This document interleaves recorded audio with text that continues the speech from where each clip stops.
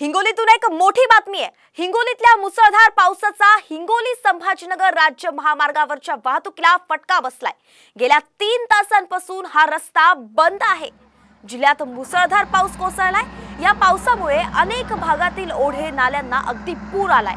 औंढा जिंतूर राज्य मार्गावर रस्त्याचं काम सुरू असलेल्या परिसरात मोठ्या प्रमाणात पाणी साचलंय। त्यामुळेच वाहतूक कोंडी झाली आहे। दरम्यान या राज्य मार्गाचं काम करणाऱ्या कंत्राटदाराच्या चुकीमुळे परिसरातील 30 हेक्टरपेक्षा जास्त शेतीचं ही नुकसान झालंय। शेतात पाणी शिरल्यानं पिकांची ही नासाडी झाली आहे। रात्रीपासून आतापर्यंत पाणी चालू होतं। आता नेमका पाऊस वसरला तर शाळेतले मुलं थांबले आणि दुसरे पेशंट सुद्धा काही बिमार या पावसामुळे अतिशय तापीची साथ चालू आहे जिकडे तिकडे। तर त्याच्यामुळे बरेच पेशंट वापस गेले कारण पाण्यातून जाता येत नव्हतं अशी परिस्थिती निर्माण झाली।